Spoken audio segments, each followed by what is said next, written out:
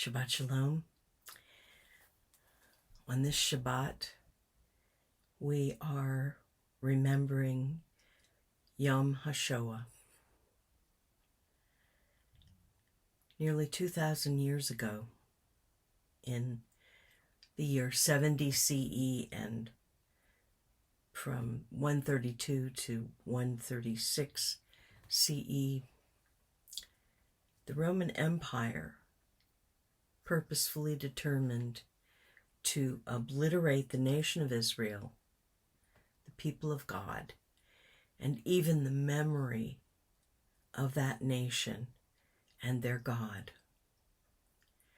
Having first sought to overwhelm us with conquest and then cultural, linguistic, and even religious assimilation, Rome ultimately ended our rebellion with massive destruction and bloodshed, exiling many of us from our homes and selling us as slaves.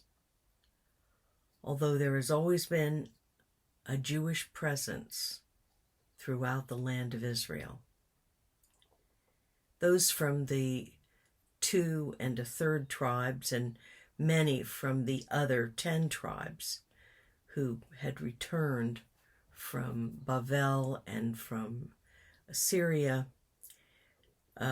those who remained in the land suffered ultimate defeat at the hands of the mighty Roman Empire, who threw all of its weight behind this final assault between 134 and 136 CE, which ended at the siege of Masada. Jerusalem and the temple had been destroyed by the Romans in 70, and a new city, Aelia Capitolina, was built by the Romans on that site, a city we were not allowed to enter except once a year on Tisha B'Av, the day of Jerusalem's destruction. The territory was renamed Palestina after Israel's long extinct enemies, the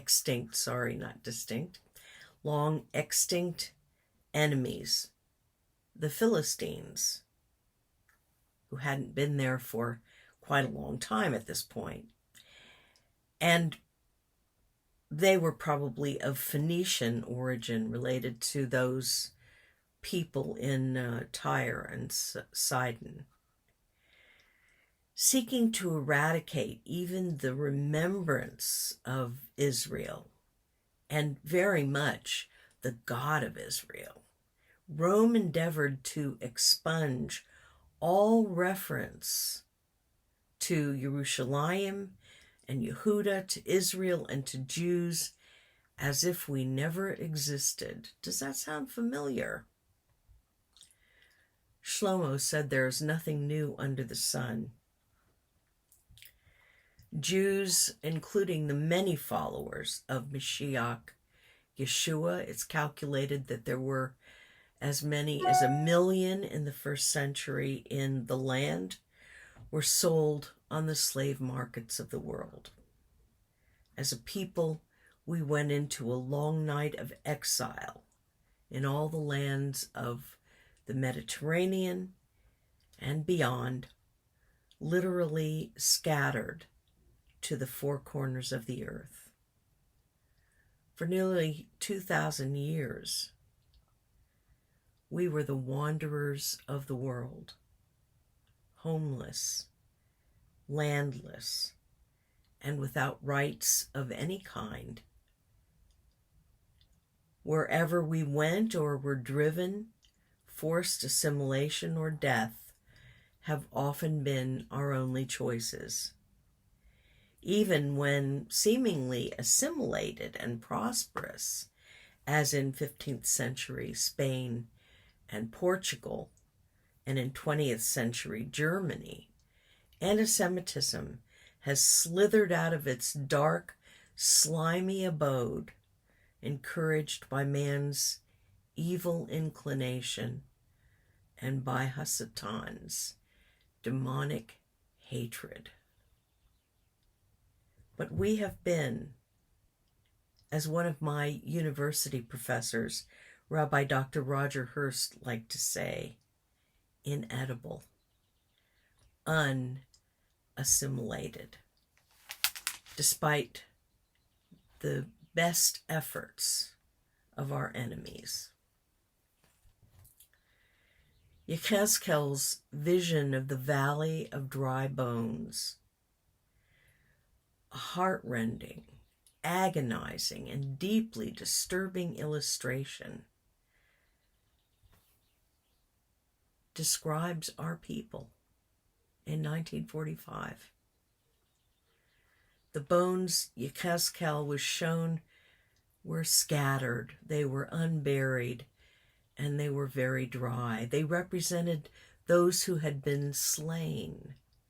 Harogim, meaning killed, murdered, not merely dead. Their vital force, represented by bones and marrow, is dried up. God asks the prophet, "Can these bones live?" It seems like a rhetorical question. And Yechezkel answers that such a thing is humanly impossible. But God tells him to prophesy to the bones and over the bones. This is what he says. Behold, I will cause breath to enter into you, and you shall live. And I will lay sinews upon you, and I will bring flesh upon you, and cover you with skin, and put breath in you, and you shall live. Almost like creation, describing the way Adama came to be. And you shall know that I am the Lord. So I prophesied as I was commanded, and as I prophesied, there was a noise, and behold, a shaking, and the bones came together. And when I beheld, the sinews and the flesh came upon them above, but there was no breath in them. Then he said to me, prophesy unto the wind. Wind, breath, and spirit are the same word in Ivrit, ruach. And say to the wind, thus says the Lord God, come from the four winds, O breath, and breathe upon these slain that they might live. And the breath came into them, and they lived, and stood upon their feet, an exceeding great army. God describes these bones as the whole house of Israel. The whole house of Israel, who had lost all hope of life or any sort of real future. Realistically, our people had little hope of ever regaining our land or our nationhood. Maybe when Mashiach came. That's what my grandparents' generation longed for. But God made remarkable promises to Israel, his covenant people. Promises of national resurrection and an end to exile. Of restoration to the land which he gave to our ancestors in perpetuity. He also promised to make a renewed covenant with the people of Israel. God's ruach, breath, wind, spirit, would be placed within us. This prophetic word to Yechezkel would be fulfilled for a specific purpose. And this is it. So that the goyim shall know that I, the Lord, sanctify Israel. I fear that they have not gotten that message, but believe me, they will. In fact, all the nations will know that the God of Israel is sovereign. Yom HaShoah, the full name of this day, which commemorates the Holocaust, is Yom HaShoah v'higei vura. Shoah literally means whirlwind, but is translated in this context as catastrophe. The day of the remembrance of the catastrophe and heroism, observed on the 27th of Nisan, this year, the 28th day of April, a week before Yom HaZikaron, the memorial day for Israel's fallen soldiers. Yom HaShoah marks the anniversary of the Warsaw Ghetto Uprising and many acts of incredible sacrifice and courage. The date was selected by the Knesset and formalized by Israeli law on August 19th, 1953, when Israel, the renewed state of Israel, was only 5 years old. It is commemorated by Jewish communities and individuals worldwide and is specific to the Shoah, unlike the so-called International Holocaust Memorial Day, which is expanded to include all kinds of people groups, even to modern, up to the 21st century. But the Shoah is unique in the annals of human history, and it should never be compared to any other experience or event. Never in the history of humankind, and this is still true today, has a plan to annihilate an entire people been organized and executed by a nation against those with whom it was not at war, people sought out for death, even in other countries.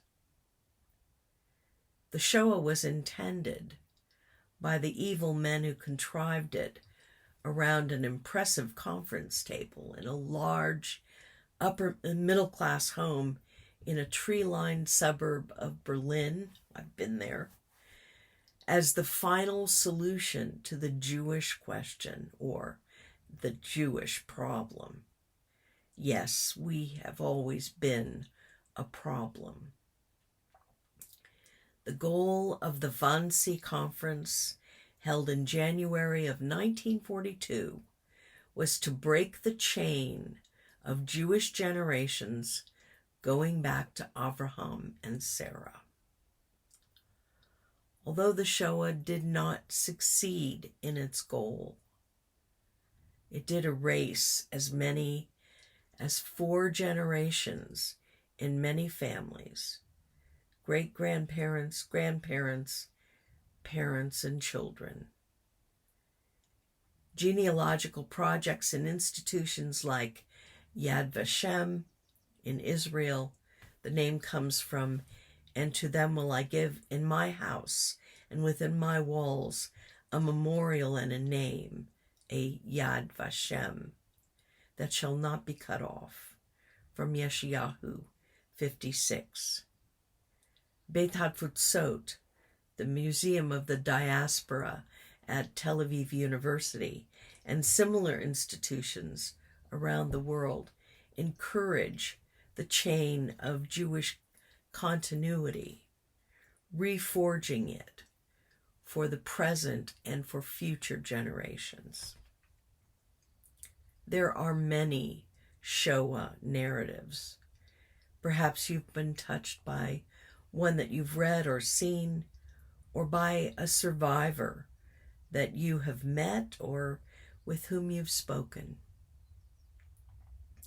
The Diary of Anne Frank, Asylum by Moritz Scheer, a survivor's experiences written as a journal. The Choice by Edith Eger. These books and others like them help us to understand the experience of our people.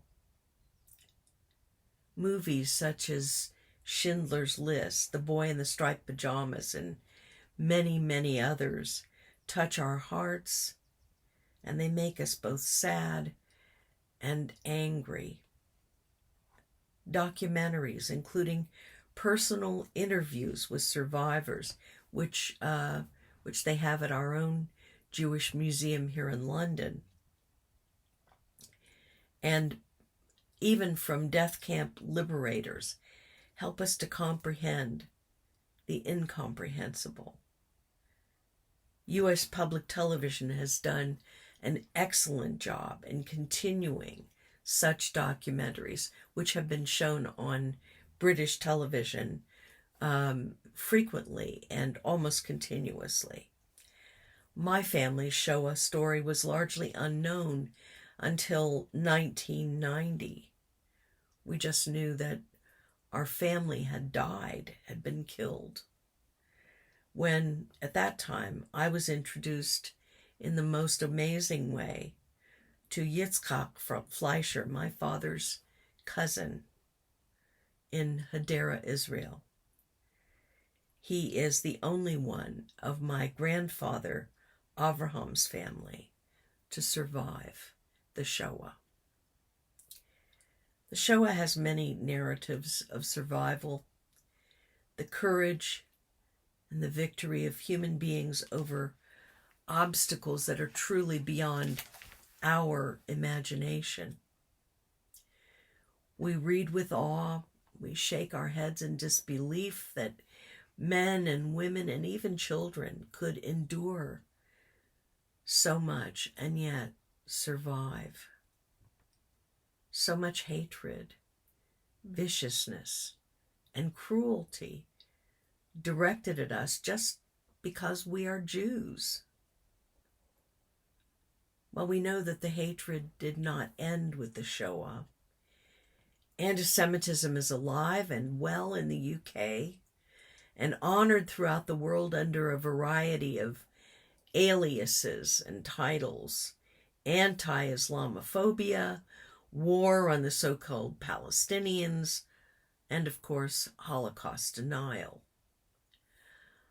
While living in Hendon in the 1990s, I received a pamphlet through our letterbox describing the dastardly crimes of the Jews, including the notorious blood libel of the Middle Ages, which, yes, it's still around. However, in the lifetime of most of us, specific prophecy has been fulfilled. We know that Hashem keeps his promises. None of us, perhaps, were living when Israel was reborn in 1948. I was born 10 months later. But perhaps you remember when Jerusalem came back into Jewish hands in 1967. I remember that very well. We have all witnessed the ongoing, continuous attacks on Israel from 1948 to the present, each one defeated with God's help. Yes, we are living in the days the prophets themselves anticipated. God is restoring our people to the land which he gave to us eternally. He has ended the exile, bringing us back literally from the four corners of the globe, from everywhere, including most recently from Ethiopia and India, and now more from the Ukraine and surrounding countries. He has opened the doors of those nations which seemed only a few years ago to be permanently closed, like those of the former USSR. and he is restoring to our people those who have been lost, even losing their identity as Jews, as many of them from among the conversos and this assimilated return to their identity and their lives as Jews. This return is miraculous, and it is unprecedented. Never before in history, and I'm speaking here as one with an MA and a PhD in history, never has a people been repatriated to their own land and their own identity. The miracle extends to Israel's physical and economic success, as you know, and as many of you have seen with your own eyes if you've traveled throughout Israel. The desert, barren during our absence, blooms with plantations and farms using hydroponics and other amazing means to irrigate what others have seen as only dry and fertile soil. We have only to look across the Red Sea at Jordan to see this. Abandoned cities like Tekoa, which I visited for the first time in 1982 as it was just being reborn, and Ashdod and Ashkelon.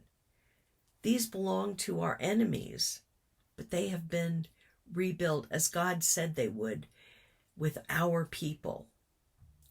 Israel leads the Middle East in technology, in science and education, in medicine, despite the fact that the oil-rich nations that surround her have such vast wealth, while Israel must spend so much on defense and to repatriate new immigrants.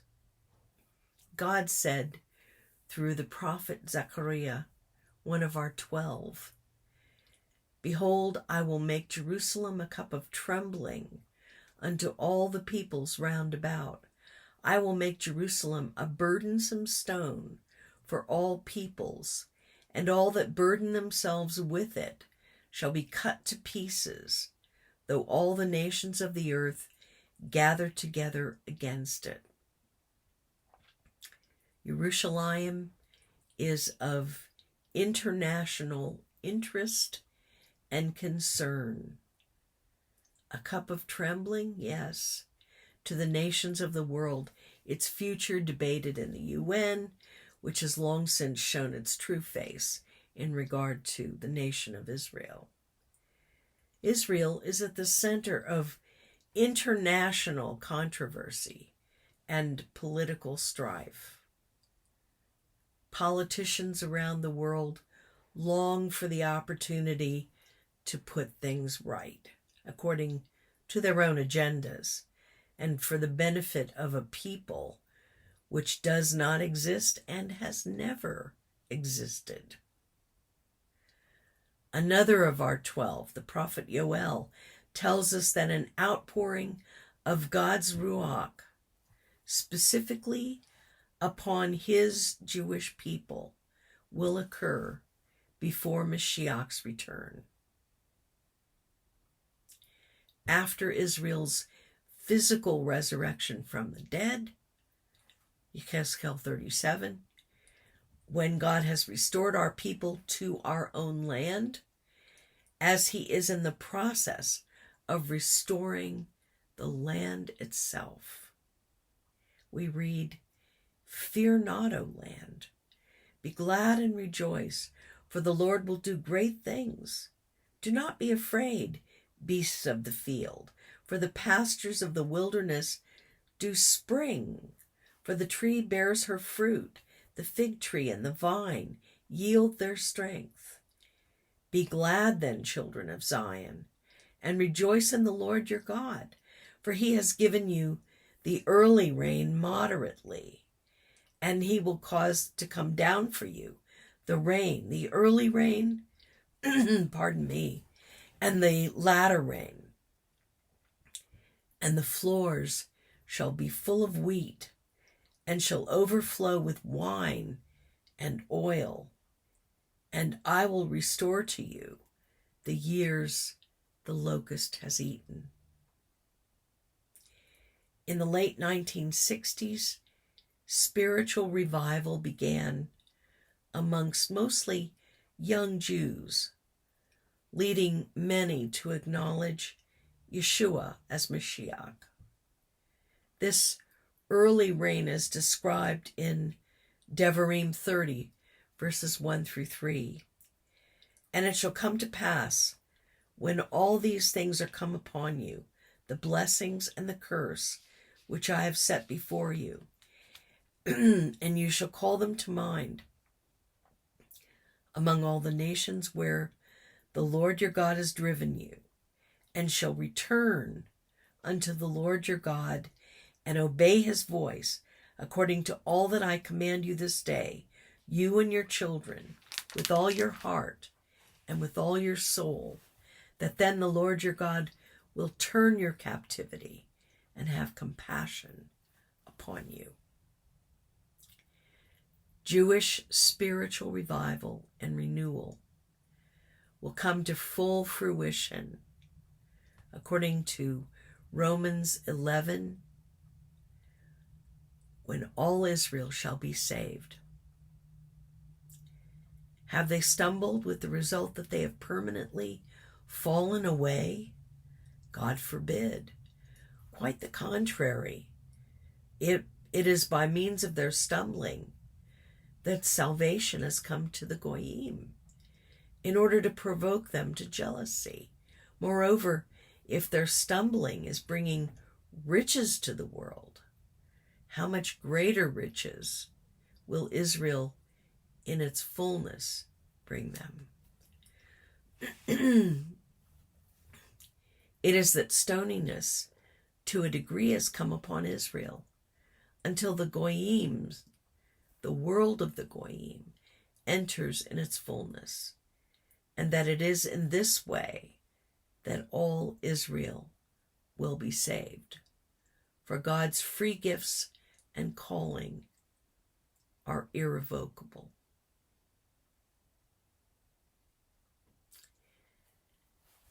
The prophets wrote of God's plan for our future. Through Yirmiyahu in chapter 31, we learn, "Behold, the days come, said the Lord, I will sow the house of Israel with the seed of man and beast. Behold, the days come, said the Lord, I will make a new covenant with the house of Israel and with the house of Yehudah, not according to the covenant that I made with their fathers in the day that I took them by the hand to bring them out of the land of Egypt. But this shall be the covenant that I will make with the house of Israel. After those days, said the Lord, I will put my Torah in their inward parts and write it on their hearts, and I will be their God, and they shall be my people. For I will forgive them their iniquity and remember their sin no more." God promises to bring full fruition to these promises that he began thousands of years ago with Abraham and Yitzchak and Yisrael, a renewed, unconditional covenant with Israel.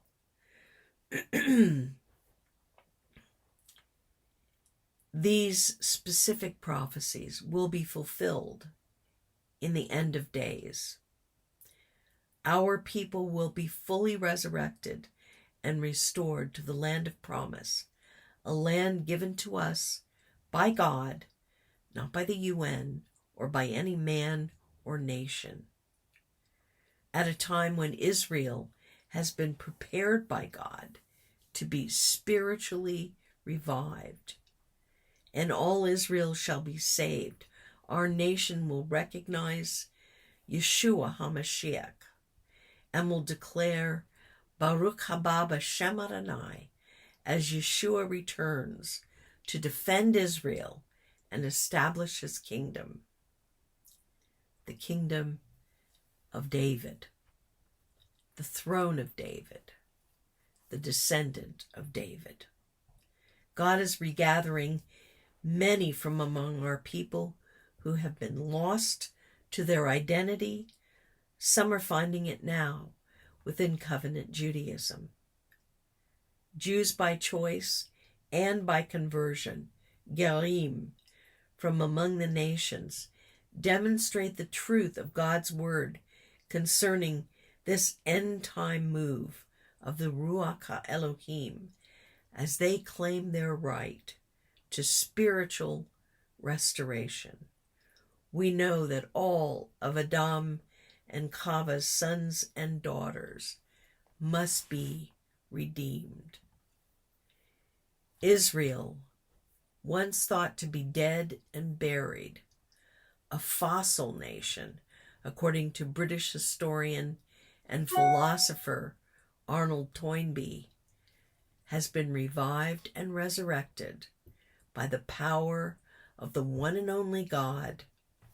Where is Toynbee now?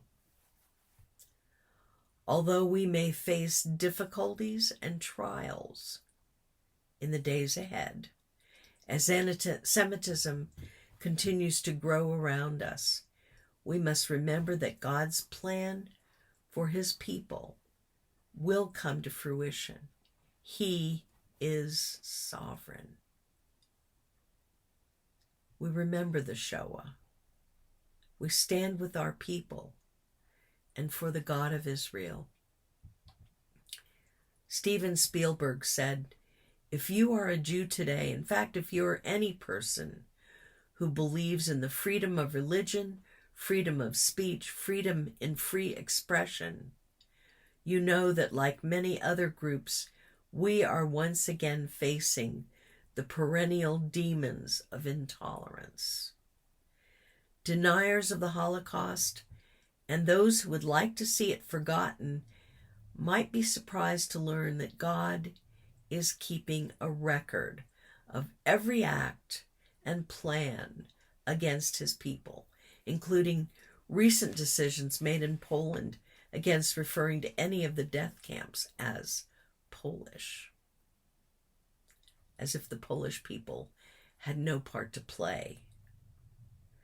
One day, Adolf Hitler, his associates, including the Grand Mufti of Jerusalem, Haj Amin al-Husseini, and their cohorts Yasser Arafat, and all those who agree with them, along with those of all times like Haman, who have sought our destruction, will face the eternal judge and will be consigned to the place of eternal torment, prepared for the eternal hater of Israel, Hasatan.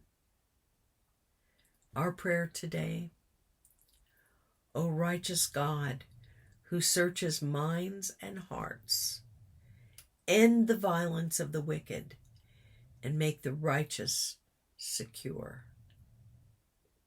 May Mashiach return soon. Shabbat Shalom.